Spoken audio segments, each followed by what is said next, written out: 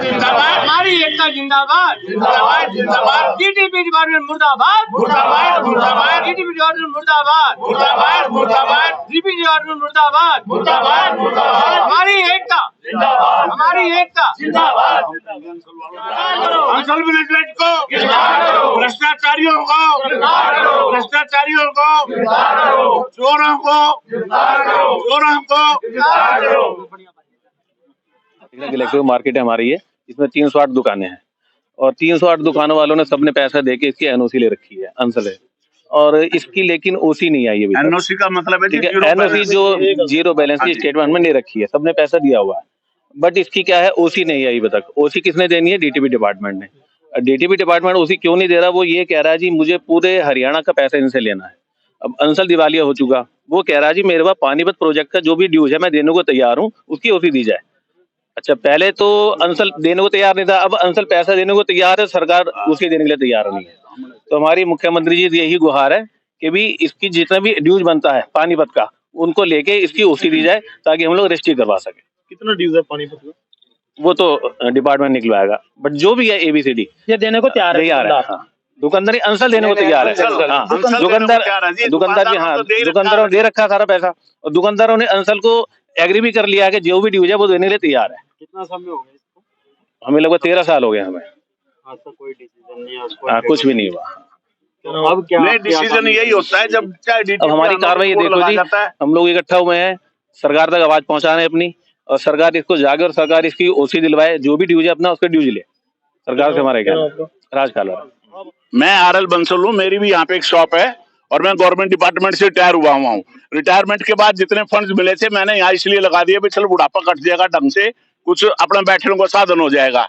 लेकिन हर रोज जब देखते हैं डीटीपी का नोटिस लग जाता है अंसल को, हमने एक एक पैसा दिया हुआ है। जीरो बैलेंस स्टेटमेंट हमारे पास लगभग सभी दुकानदारों के पास है। कोई का दुक्का होगा मैं कह नहीं सकता बाई चांस, नहीं तो 99.9 लोगों ने एक एक पैसा दिया हुआ है। उसी में ईडीसी आईडीसी डेवलपमेंट फलाना सब कुछ दिया हुआ है, और उसको लेके अंसल डकार मार गया। अब हमें क्या पता था जी अंसल ने आगे दिए कि नहीं दिए।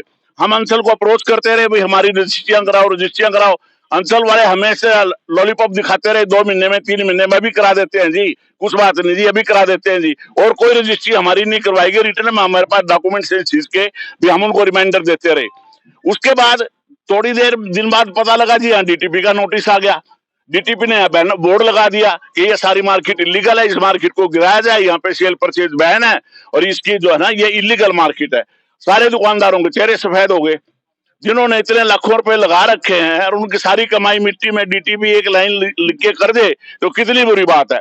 हम डीटीपी से मिले जी आपने नोटिस किस बात का लगा दिया, और तो डीटीपी कहता जी हमने अंसल से पैसे लेने। मैंने कहा हमारे से तो नहीं लेने थे, दुकानदारों से, आपकी अप्रूव्ड मार्केट है, हमने मार्केट में दुकान ले ली, तो आप अंसल को क्यों नहीं पकड़ते। कहता जी अंसल इतना बड़ा बिल्डर हमारे कहाँ पकड़ में आएगा, हमारी पकड़ में तो आप छोटे छोटे आओगे, हम तो आपको पकड़ सकते हैं। तो हमारा सत्यानाश करने को सरकार घूम रही है क्या। तो हमने सरकार, और फिर हमने अंसल के खिलाफ एफआईआर करा दी। अब एफआईआर के प्रेशर से या लोगों के दबाव में अब अंसल तैयार है कि जी मैं डीटीपी में आप लोगों का पैसा देने को तैयार हूं जितना गैलेक्सी कोर्ट का है। अब वो बड़े बड़े फैल गए जो डीटीपी चंडीगढ़ वाले हैं, वो कहते हैं जी हमारे तो आपकी एकता तो बड़ी है, आप सारे हरियाणा का ड्यूज क्लियर करवा दो। भाई हमने ठेका ले रखा है सारे हरियाणा का। जो बिल्डर हमारे पैसे देकर हमारे ड्यूज क्लियर करने को तैयार है, तो सरकार को क्या फांसी आ रही है। सरकार एक तरफ तो कहती है कि रोजगार बढ़ाओ रोजगार बढ़ाओ, दूसरी तरफ रेडियां लेके आ जाते हैं, दुकानें बंद करो, रेडियो इनको उठा के दुकानदार बंद करो। तो आज धरना किस लिए दिया? धरना इसलिए दिया जी हमारा रोष है कि भाई हमारा डीटीपी सरकार ये जो अंसल पैसा अगर देने को तैयार है तो उसको एक्सेप्ट कर ले, हमारा यहाँ का ऑक्यूपेशन सर्टिफिकेट ले और हमारी रजिस्ट्रियां करवाए। और सरकार जैसी बेवकूफ कोई नहीं। सरकार क्या चीज होती है, अफसरों से होता है, अफसर की बेवकूफी उसको बेवकूफ बना देती है। अब एक तरफ तो सरकार ये पैसा नहीं ले रही जो गैलेक्सी कोर्ट का अंसल दे रहा है, दूसरी तरफ जो 305 दुकानें हैं जब इनकी रजिस्ट्रियां होंगी करोड़ों रुपए का रेवेन्यू सरकार को आएगा, तो वो भी नहीं सरकार लेना चाहती। जब हम रजिस्ट्री कराने को तैयार हैं, सरकार को रेवेन्यू देने को तैयार हैं रजिस्ट्री के नाम पे, फिर भी सरकार लेने को तैयार नहीं। सरकार का मतलब क्या, जो बीच में बैठे हैं। तो अब ये मांग नहीं मानी जाती तो क्या करेंगे, आगामी क्या रहेगा?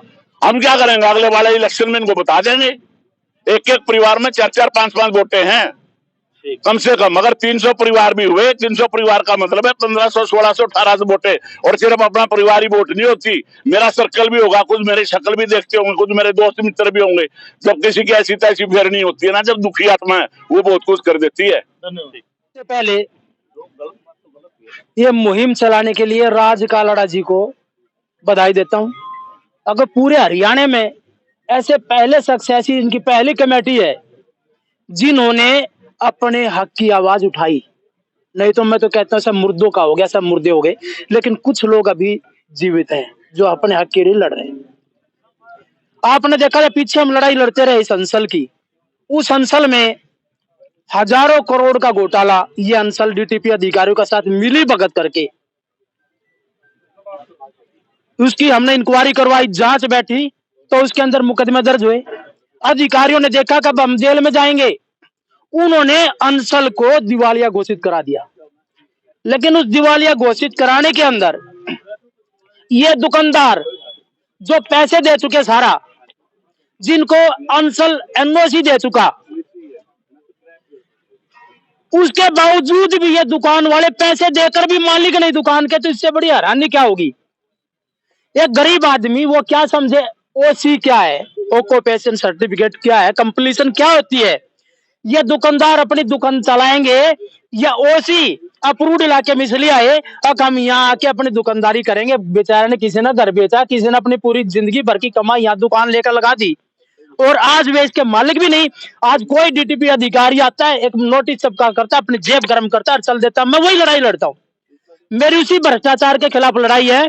जो भ्रष्टाचार होता है वो किसी भी प्रारूप में भ्रष्टाचार ही है, उसकी चपेट में एक आम पीछे कतार में बैठा आदमी आएगा, पूंजीपति पैसा इकट्ठा करेंगे, भ्रष्ट अधिकारी नोट इकट्ठा करके अपनी तिजोरियां बंद करेंगे, पीछे का कौन, वो लास्ट कतार में बैठा, जैसे आज हमारे गैलेक्सी कोर्ट के दुकानदार बैठे, ये इसी चीज में पीछे में। इनकी क्या कसूर है। आज हम भी कह दें ये इसका कंप्लीशन ये जी अवैध है, लेकिन अवैध की परिभाषा ये करना, किसी के चौराहे पे तुम लटका के तलवार खड़े कर दिया तुमने, ये क्या परिभाषित करता है। ये इस तंत्र के अंदर किसी भी तरीके से ठीक नहीं है। इस प्रकार की जो ओसी दुकानदार कह रहे भाई मैं पैसे देने के लिए तैयार बैठा हूं, मेरे से पैसे लो और मुझे कंप्लीशन दो, ताकि मैं अपने कल को, मेरे को बेटी की शादी करनी, मैंने दुकान बेचनी है, मैंने दुकान खरीदनी है, मैंने क्या करना है, मेरे से छुटकारा मिले, या मैं अपनी दुकान को बढ़ाऊं, मैं इसके ऊपर लोन लूं, अपना कारोबार बढ़ाऊं। लेकिन बेचारे चौराहे पे खड़े कर दिए। इतनी बड़ी सरकार के अंदर ये छोटी सी चीजें, जब तुमने 1000 करोड़ का अंसल घोटाला करके गया, यूडी लैंड बेच के तुमने मुकदमे दर्ज कर दिए, क्या तुम्हारा रिश्तेदार लगता था, उसको इज्जत के साथ निकाल के भेज दिया बाहर। ये चौराहे के ऊपर खड़े करके तुमने छोड़ दिए। इन लोगों का क्या कसूर था। उसको दिवालिया घोषित करने के साथ साथ इनकी कंप्लीशन जरूरी थी। ये गैलेक्सी कोर्ट पानीपत ही नहीं है, पूरे हरियाणा के अंदर ये चीजें हैं। और उनका सफर आज ये मेरे दुकानदार भाई, ये प्रधान जी बेचारे सुबह निकलते हैं, रात को अपने घर आते हैं, केवल इसी लड़ाई में। किसी को कोई गरीब ना पीस जाए, कोई दुकानदार ना पीस जाए। जिसको काम करना चाहिए वो चौराहे पे आज खड़े होकर कतार में खड़े होकर मेरे को न्याय दो। ये कैसा न्याय है।